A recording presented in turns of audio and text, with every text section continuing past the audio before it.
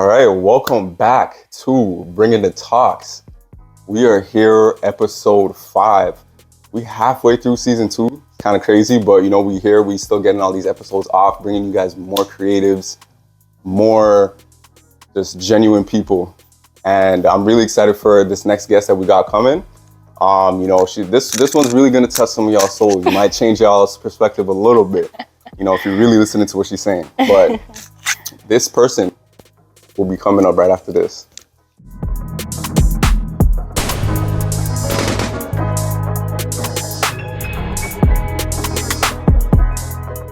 All right, welcome back to Bringing the Talks, season 2, episode 5. Year 5 is I was born on the 5th, so this is a real big episode right here. But we are back with another episode, another creative. We got the Eccentric Eclectic Expressionist, MissDaisy. Welcome. Thank you. Welcome. Thank you. It's good to have you on. Thank you for having me. So, Yeah. It was one of those. It's going to blink a little bit. If you want, we can turn it off. No, it's fine? If I know that it's going to happen, then we're good. Okay. All right. Yeah, so, very excited to have you on the show, but tell the people who you are and what you do.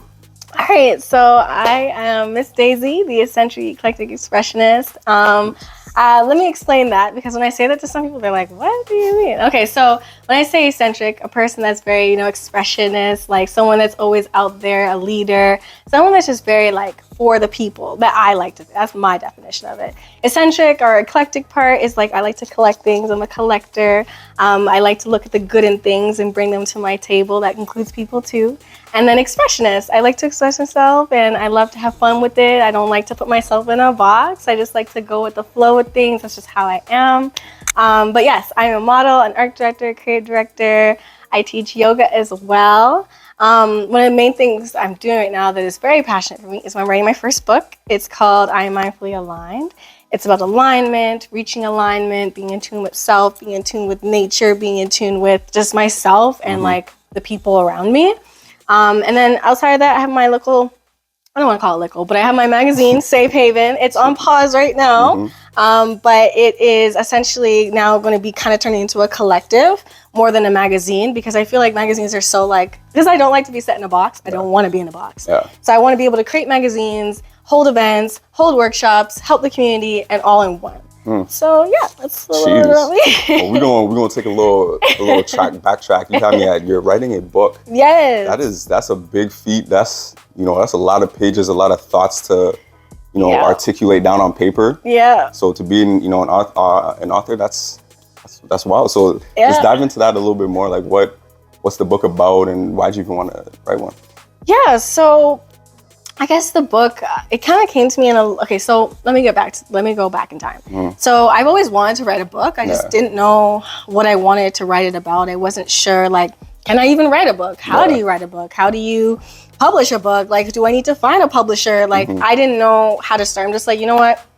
Let me just start writing. So I opened up Google Docs and I started typing. But the whole book really came into alignment last year. Reason being is because I feel like I was really tapped into this whole thing of mindfulness. And essentially what mindfulness means is that you are aware of self, but to a degree that you're able to recall what you just said. For example, I woke up I can tell you what I did when I woke up this rising. I woke up, I brushed my teeth, washed my face, did some yoga, journaled in my book, wrote my affirmations. That's mindfulness. I wasn't just mindfully walking through my day. I was actually mindfully doing things, and I had purpose. So I realized a lot of people aren't that mindful, especially working in the creative industry. You kind of find yourself just kind of moving through things. You don't really take your time to not everybody, I won't say. I don't like to put everyone in a box, but not everybody, because we're so busy and because we're artists, we have to do every role. We have to be the designer, we have to be the architect, we need to be the HR, we need to be everything. So it's hard to be mindful, and it's hard to stay true to who you are when there's so much going on. But I always find mindfulness through meditation. Now, everybody is different. Some people can find it through going through a walk. Some people can find that through having a conversation like this. Whatever your way of finding mindfulness is, I feel like It's found in so many different ways, but I kind of did it in levels. So first I started off with self. That's where I am right now. I'm gonna be honest with you, I'm still on chapter 1. Jeez. I don't, like, it's been a long journey. Like, it's hard to write something, especially because when you read it back, you're like, ew, did I write that? Like, so you have to like, so how many times are you, like going back and like rereading it? Yeah. I think I read it every day. Yeah. And I always love to read it when I go through something. Let's say the other day I was like feeling really down. I'm like, oh my gosh, like maybe I should read my book. Maybe that'll make me feel better. Wow. So I read my book and it made me feel better. But then I realized, wait, I don't agree with that point anymore. So sometimes I'll go back and I'll change things because I learned something new. So it's like ever evolving. It's ever evolving. I feel like it's a 10-year project. I know that sounds like, whoa, like how could you even put a time? Because it's just, I feel like in 10 years, I'll be like, I'll be like in my 30s. I feel like the 20s is definitely a time where your brain is still setting in. Like our brains don't fully develop till 25. How could I write a book about mindfulness and teach generations and generations to come after me if I haven't fully mastered it myself? Exactly. So yeah. And it's just like somebody would have to master, like, you know, I feel like entrepreneurs, especially when you're doing something that's a little unconventional in a sense, there isn't really like how much you can measure. Yeah, like a time frame or Because like if you look at doctors, they're in school for about 10 years. Yeah. Because they have to master that craft. Yeah. Same thing goes for, I really feel like, you know, if you're doing something like this, a lot of people, like, they just want that instant fast, right blow to up. But it's just like, you gotta, sometimes it may not pop. Yeah. And that's okay. And that's okay. And that's you still put in, and when it does get there, you're like, your goal, right? They say it's always the journey, not the destination. And I feel like we always say like, yeah, it's true. But we don't actually take into account that there's longevity in that. Like you may not blow up or whatever you would classify blow up as till you're 60 or 70. Are you okay with that? Are you okay with going through your whole life having no like true recognition for your work, right? True recognition. Because I always like to go to this because you're your biggest critic. Exactly. So you can decide how you want that to be. And you create your own reality. So exactly. So it's how you want to look at it. And you're at 70 and you still haven't so-called reached that goal. How are you going to feel? Like, who are you doing this for? Like, it always goes back to the why. If you're not okay with yourself and not set with yourself, nothing's going to be good enough. So. And I do hear, you know, you mentioned a lot of like meditation. It's something that even, you know, I feel like a lot of cultures in some way or form practice some sort of meditation. For you specifically, like, how do you even meditate? Like, how does one meditate? So, when I was teaching a yoga class earlier this year, I was asked like, you know, how do you meditate? Same kind of question. I've been asked this so many times, and I'm like, honestly, it comes back down to your inner child. And this inner child could just be your younger self. As children, we are afraid of the dark, right? We were. Not everybody, but a lot of kids were afraid of the dark. You know, you don't know what to expect. You can't see. So were you I was afraid of the dark. I was terribly afraid of the dark. This one really hits. So this one hits for me. Yeah, it hits for me. Yeah. So essentially, when you close your eyes and you're envisioning this darkness, this dark abyss, you see nothing but your thoughts of the day. You see nothing but the things that you've went through in your life. You're going to really replay everything because there's nothing else to see. Like all these lights and everything are distractions. So when I meditate, I close my eyes and I envision myself in a safe space. So whether that could be at a beach, and I will feel like the water, I literally envision myself sitting in the sand on the beach. And then from there, you can play music. Some people like to play music. I personally like silence because the reality is you're not always going to be in silence. Yeah. So your silence can be ambulance going down the street. Your silence could be someone revving up their motor down the street. Like it could be anything. Yeah. And then I just sit there and I start to breathe. And the goal is not to let go of all those thoughts. The goal is to allow them to pass through with ease. Like you're never not going to be able to think about something. The goal is not to completely empty your brain. It's to allow your brain to settle, like for everything just to come down and just ground yourself. Yeah, you don't need to always be in control. And I think that's also one thing about meditation. You can let your breath take you. And that doesn't mean like floating up in the air and just allowing everything to just guide you this way and that way like the wind, but being able to flow with ease. Like I picture myself like in a boat. And I am going with the flow, but I'm in control of the boat that I am on that water with. Exactly. So, yeah, I hope that explains how I meditate. No, it definitely does. Okay. Because you're definitely showing how, like, it has to start with the mind. Because once the mind is set, everything else follows after. Everything else. And so you said, like, you're in the boat and you're going down. definitely a lot of nature to you. A lot of, you know, being outside. Yeah. I see you take a lot of your, like the modeling, the shots are outside. Yeah, yeah. Is there like a special connection you feel with outside and why like most of your shoots are shot there? Out there? Yeah. I've always loved nature. Like my family has always, like, we were kind of that black family that was like doing white things. Like we go camping, like we do everything outside. Like my dad would take us tobogganing. We'd go hiking. Like, no, toboggan. I love tobogganing. I'm telling you. It's so much fun. I'm telling you. Like I've always been outside, and I feel like the best way for me to connect has always been with my feet in the grass. And my grandmother always had a big garden at her house. She lives in Oakville, big garden.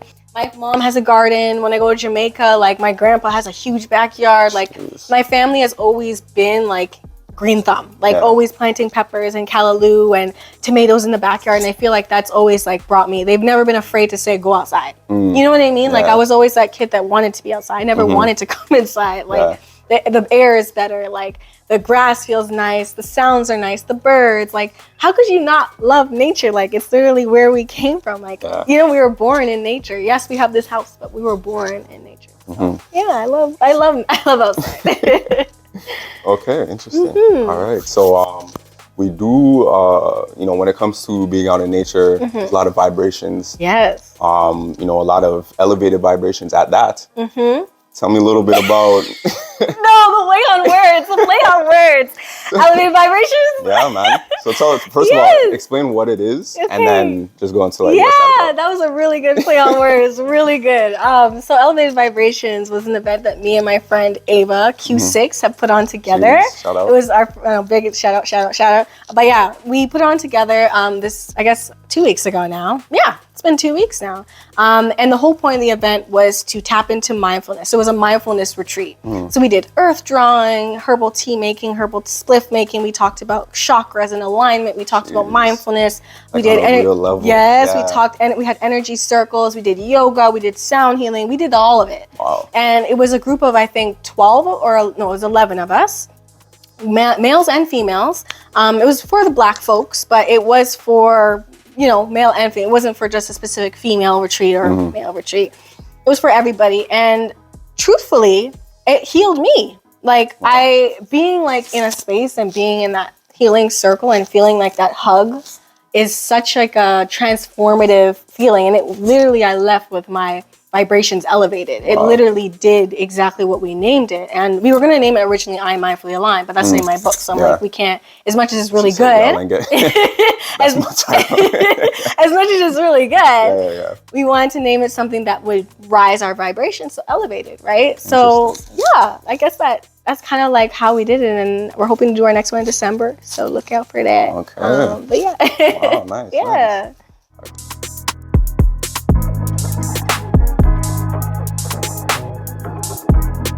All right, so, you know, you do quite a lot. Like you said, you know, we got the Eccentric Eclectic Expressionist right here. So, you know, you said you teach yoga, you a model.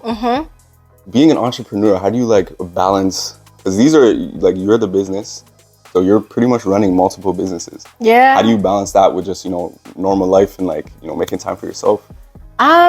I think lately, I'm going to be honest, I have been struggling with taking time for myself, but I recently took a vacation to Mexico, and that was like my big break for the year. So truthfully, I got everything I needed and more out of that trip. So now I feel very energized and ready to go, and my vibrations are elevated now. So honestly, running multiple businesses, I guess that's how you can look at it. Because to me, I never looked at modeling as a business, but I guess, yeah, it is. It's a business, and Renézy, you know, market yourself. Exactly, exactly. But they're all connected. Like everything I do in my life has been connected. The modeling is connected to art direction. On modeling sets, I meet other people in the industry, and I'm like, hey, I'm an art director. I'm a creative director. Let's work together. Or vice versa. I'll be art directing, and I meet other models, and then we connect, and then we work together. When it comes to yoga, I don't know, like as a model, you have to be some type of like loose in the body, like you're doing poses. So I feel like that always connects as well. My yoga has helped me do a lot of cool poses that I wouldn't have been able to do without it. So I'm looking to take a class. I think I might have to, yeah. You definitely should. Just getting everything just flowing. Yes, you definitely should. Definitely. Yeah. Yoga. Hey, do your yoga, man. 'Cause, like, you got tight hips and your knees. Yeah. Especially all my athletes and get into yoga. You should. Everyone really should. There's no flexibility range that you gotta be at. Just bring yourself. Just bring yourself. Yeah. But yeah. So yeah, I can't tell you how I balance it. I just do. If that makes sense. Like I kind of allow the day to bring me where it wants to bring me. I don't have a set schedule in terms of like, okay, today I'm going to be art director, tomorrow I'm going to be a model. It's like whatever the opportunity calls for. Sometimes I'm a student and I just go to like, I don't know if you know House or Concept. They're an organization that works out of Daniel's Artscape. I go to a lot of their events and it's like for entrepreneurs, like last session was about skills. So learning how to write proper like emails, like that type of etiquette's really big because what I work in as a lead events coordinator, a lot of it is emailing. Always emailing someone. No, there's no texting.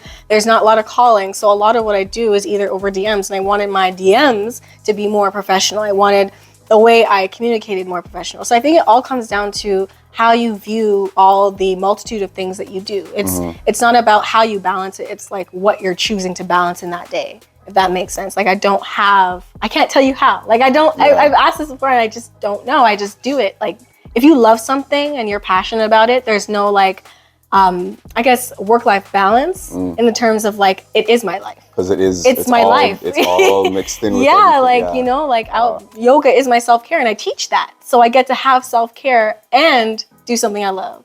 So yeah, that answers your question. Yeah, it does. Okay. And like, you just said that you teach yoga. Like how do you even like construct a yoga class? Like what poses are you like how does that work? How does it work? Yeah. So I've been doing yoga for 5-6 years, a 6th year now. So I'm in my 6th year of like not teaching, but doing yoga. Yeah. And how I usually do it is I do my own flow. I'll do it on my own mat, and then I'll write down the poses that I really liked. For example, so you just let like whatever. I let whatever. Sometimes I even go to class. Don't do this, but I just go to class and I don't have anything in my mind. I just flow. I'll just tell everyone to do it as I'm doing it. I don't have it written down anywhere. I'll just do it. Yeah. And that only happens sometimes when I'm really, really aligned. And not every day I'm going to be super aligned with myself. Obviously, some days you're going to be more down or some days you're going to be more anxious or whatever you're going through. But on those days, I love to just wing it. Like I'm a big wing it person, like in terms of like, I'll prepare for it, but like on the day of, it's like, I'm going to do whatever I want to do regardless. Yeah. Like whether I wrote a whole speech, I'm going to probably not use that paper and say what I want to say. So that's just how I am. Like I've always been that type of person that can just speak. Like I don't need, I guess, like a institution to tell me where to go. I kind of just, like I said, I flow in my boat. And yeah. So, you're saying, you're speaking, where we're from, they call that chatting. So chatting with Daisy. Tell the people about like. Oh my God, the play on words is crazy. Tell the people about like. I love it. What you do with that, because I remember that was the first thing that we like when I met you. Remember at my cousin's birthday party. Yes. So just networking, whatever.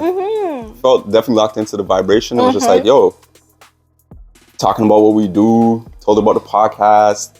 She told me about this chatting with Daisy. I was like, whoa, no way. So tell the people about it. So I'm going to be honest, I haven't posted a new episode. I have one in my backlog that I'm waiting to post. I'm just waiting for the right time. I want to have consistency on YouTube, but the problem with me is because I go with the flow with everything, I can't be that girl that posts every Tuesday. Because what if I don't have anything to say for Tuesday? Like I'm like chatting with Daisy is meant to be a healing space. I only speak on things that I have actually experienced. I'm never going to sit there and explain something to you that I don't even know about myself. But I do believe consistency is necessary. Yeah. I do in other parts of my life, but I just feel like for YouTube, I haven't learned enough in the things that I want to talk about that I can just talk about it just every single day. Like it comes in flows, but I do have episodes, so look out for Chatting with Daisy. I do. Hopefully this end of this month I have one that I want to post. So, but yeah, Chatting with Daisy is a big, big platform for me. Like I watch it to like find healing in things, and I relearn things about myself as watching if you don't watch yourself, you need to go back and study yourself. You will show yourself things that you didn't know, like. You wouldn't know, like, for example, one of the videos I watched the other day was I was repotting some plants. And I was just talking because I love to talk. So I was just talking and I'm like, wow, like, you're really good. Like, you know what you're talking about. Like, just, it gives you that kind of like sense of, okay, reassurance when it comes to like imposter syndrome. I've been dealing with that a lot lately. So it's like, do you know yourself? Am I saying who I say I am? Am I really the eccentric eclectic expressionist? Like, that's what I've been going through, honestly. I'm going to be honest with y'all. Like, it's just what I've been going through. And I'm trying to rebalance myself by relearning myself. So like watching those YouTube videos and going through all my shoots, going through my website and just relearning who I am has been so transformative and healing and humbling as well. Like showing myself, okay, these are a lot of places that you need to improve on, but it's also a lot of great things that you've done that you should respect about yourself. Yeah, that's Chatting with Daisy. Wow. Okay, Chatting with Daisy, check it out. Yeah, it's definitely like how many episodes have you dropped? I think I've dropped 4 or 5, maybe 4. And then, but like how long? Like how long I've been doing it for? No. Like how long would each episode be? I'm trying to give people like They vary. Sometimes they're 20 minutes, sometimes they're 40. Okay. So like it depends on like, cause like I don't edit it, I just talk. Okay. Some things I'll edit, maybe like zoom in and out or something like that. But I don't like to edit it. It's just a free thought. Okay, yeah. That's cool. But one of the biggest things I noticed when we pulled up into the house, you had some plants, and I said it felt really homey in here. Yeah. You know, I think I'm pretty sure you dubbed yourself as a plant mom. I am. I never heard that one before. I am a plant mom. So what's the importance to plants? Well, like what's the importance in that relationship and like having them being a part of your environment? So I think plants, like I said, I live outside, right? In my room, I can't quite have grass and dirt and bees and flowers and all these things, but I can have something in a pot, right? So I think my obsession started because my great-grandmother, she loved plants. Like my grandma's house right now, full of plants. And I didn't know that all my family, when I went to Florida, same thing. My grand aunties, ton of plants. I think it's just something that's in my family.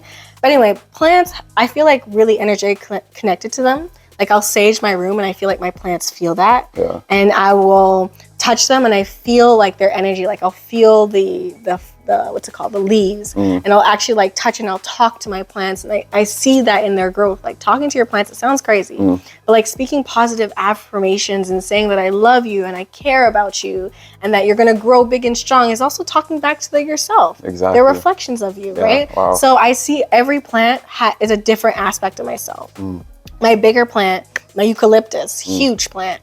That is definitely my upper or higher self, whatever you want to call it. I talk to that one with a lot of passion. Like I will tell it, listen, we got this. Like you are a star. Like I'll literally talk to my plants the way I'd want someone to talk to me. And I think that's why they're so beautiful and big and green and happy. And then they radiate that. They radiate that. And my room just, anytime my sisters go in my room, they're like, your room just smells so good. And you're like, why? It's the plants. It's the plants. Like, it's the plants. So out of all the plants that you have, who's the favorite? I can't say that. They gonna hear me. But if I had to choose, it'd be my first ever plant, which was the one my grandma gave me. It's a crowthos. Crowthos. And it's like really pretty. It kind of has like these kind of biggish leaves and then it has like colors on it. There's like colors on it. Oh, okay. I had some colors on it. And actually, I let my friend take care of it one time when I was in uni. And friend Cheska's. And she almost killed off my plants. I came back and almost all the leaves were falling off. I was freaking out, but I saved it. Yeah. She's okay. But it just kind of brought me back to perspective that like, that's how quickly I could lose myself.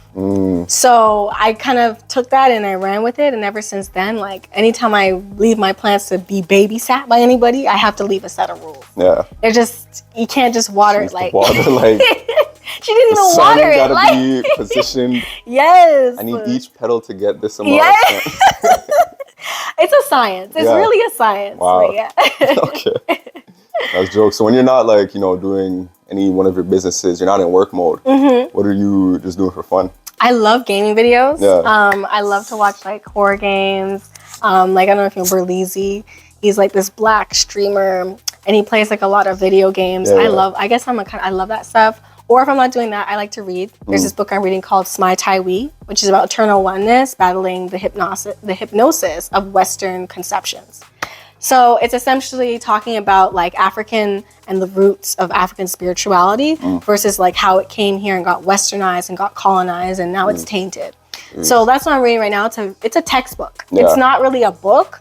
And when I read it, like after like a chapter, I get so tired because the amount of knowledge that I'm processing, I'll dream about it. I don't know if that's kind of happens to everyone, but like if I'm really doing something I care about and I'm reading and I'm really like taking it in, I'll get tired afterward because I'm taking in so much. So I usually take a nap right after, and then I'll come back to it again and I'll write down what I saw in my dreams about it. But yeah, that's what I do, I guess. And roller skating, I do pole fitness as well. That's a lot of fun. Wow. But yeah. So you're on your roll bounce. Yo, they need.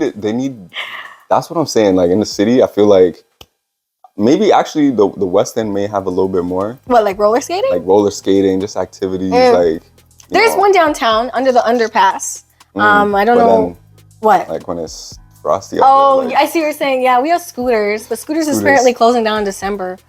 So I don't know what's going on with that. But yeah, they're gonna build condos there instead. Wow. So it's kind of sad, but yeah. This is what's going on. Yeah. But it's okay. Shoot. But yeah. So just going out on a high note. What kind of advice would you give out to the people just about I would say the entrepreneur life from your perspective? Actually, what's it called? I did a live earlier today, and it was about not understanding that you don't have to be in a box, but you have to own your direction. So like say like someone calls you an artist, you can be a multidisciplinary artist, or you can be like me, what I define myself as, Eccentric Eclectic Expressionist, whatever you want to say. You don't have to be in the box, but you have to own the direction that you choose to take. So if you're going north, you have to own that you're going north.